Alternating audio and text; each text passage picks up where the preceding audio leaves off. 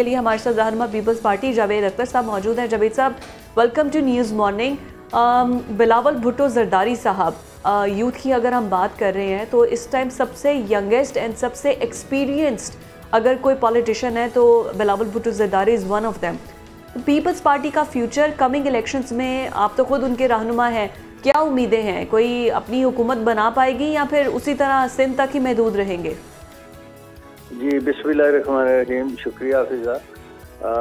बात यह है कि हमारे जो चेयरमैन हैं इस वक्त पीपल्स पार्टी के, वो वाकई ही पाकिस्तान के एक यंग लीडर हैं। जैसे कि मोहतरमा बेनज़ीर भुट्टो साहबा थी, क्योंकि उन्होंने भी जब भुट्टो साहब का केस चल रहा था लाहौर हाई कोर्ट में, तो वो उसी वक्त मार्शाल्लाह डिक्टेटरशिप के खिलाफ जद्दोजहद में लेकर आई थी।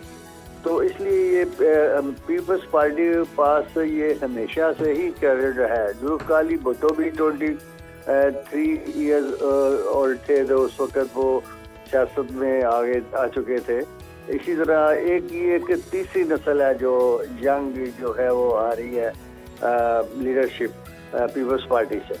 तो बात यह है कि जहाँ तक आपने बात की है कि जी सिंध तक रहेंगे, नहीं, ऐसी कोई बात नहीं। आपने देखा है कि बलूचिस्तान में इस वक्त पीपल्स पार्टी की जो इसकी जो मेयर की और टाउन चेयरमैनों की सीटें हैं, वो इसके सेकंड नंबर पे हम पीपल्स पार्टी है उधर जी, और पूरे बलूचिस्तान में। तो ये एक बहुत बड़ी अचीवमेंट है। दूसरी बात यह है कि आपने देखा होगा कि बलूचिस्तान के बहुत बड़े जो सियासतदान थे जो उनकी वहाँ उस वक्त वहाँ अपनी सीटें रखते हैं और जीतते हैं, वो पीपल्स पार्टी में आ चुके हैं।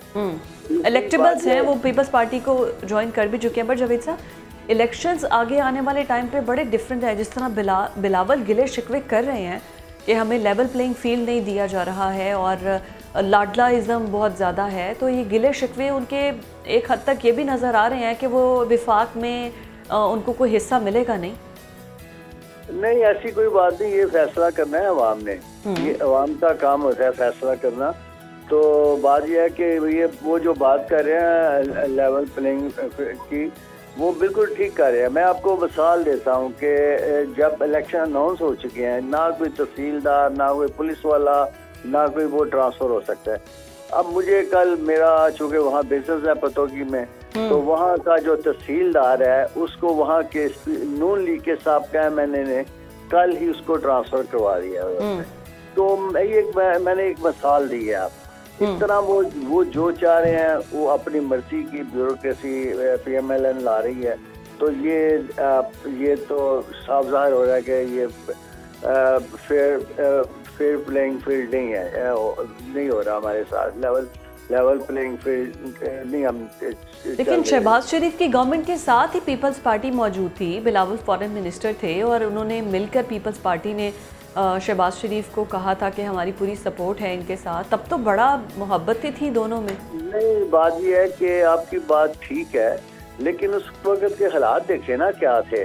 वो जो उस वक्त का वज़ीर आज़म था, उन्होंने वहाँ पर जो हालात वो लोग पैदा कर दिए थे कि वो पहले तो उन्होंने, आप देखें 10 साल उनकी वो गवर्नमेंट रही उधर केपीके में, वो सुबह डिफॉल्ट की तरफ चला गया। लोगों को अब तनख्वाही देने को नहीं है। आप इसी तरह का मामला वफाक में भी आ रहा था। अगर वफाक में आ जाता, चूँकि वो मुआहिदा IMF के साथ मुआहिदा ब्रीच कर चुका था, और जब वो ब्रीच कर दिया था तो मेरा ख्याल है कि इसके बाद हमारे इधर वो यानी श्रीलंका वाले हालात पैदा हो जाने थे। डिफॉल्ट हो जाना था, हमने बिल्कुल डिफॉल्ट होने से बचाया। इस वजह से बचने के लिए, इस डिफॉल्ट से बचने के लिए पीपल्स पार्टी ने ये कुर्बानी दी कि अपने मुखालफों के साथ भी उन्हें मुल्क की मुफाद के लिए इत्तेहाद करना पड़ा। और ये पीपल्स पार्टी की हिस्ट्री है।